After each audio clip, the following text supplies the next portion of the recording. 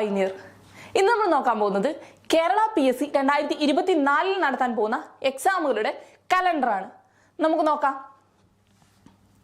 ആദ്യം നമ്മൾ നോക്കുന്നത് LDC 2024 2024 പ്രധാനപ്പെട്ട ഒരു പരീക്ഷയാണ് LDC 2024. 503/2023 കാറ്റഗറി നമ്പർ വരുന്നത്. LDCയുടെ കാറ്റഗറി നമ്പർ വരുന്നത് 503/2023.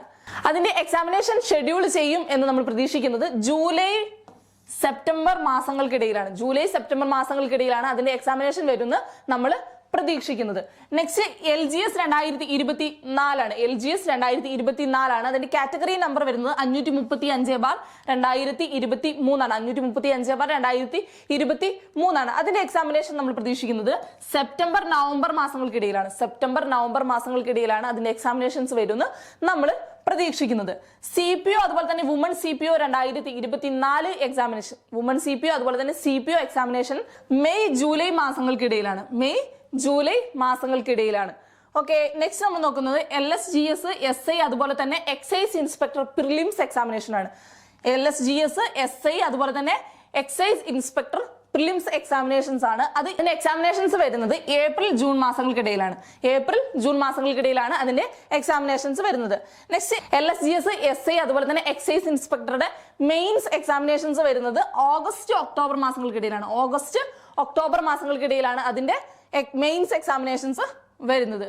Next LP school assistant examination ആണ്. അത് വരുന്നത് ജൂലൈ സെപ്റ്റംബർ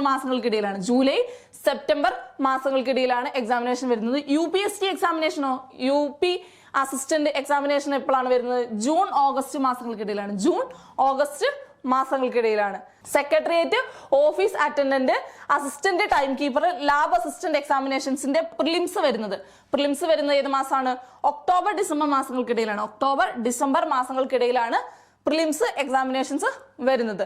അതിന്റെ തന്നെ സെക്രട്ടേറിയറ്റ് ഓഫീസ് അറ്റൻഡന്റിന്റെയും അസിസ്റ്റന്റ് ടൈം കീപ്പറിന്റെയും ലാബ് അസിസ്റ്റന്റിന്റെയും മെയിൻസ് എക്സാമിനേഷൻസ് വരുന്നത് 2025 മാർച്ച്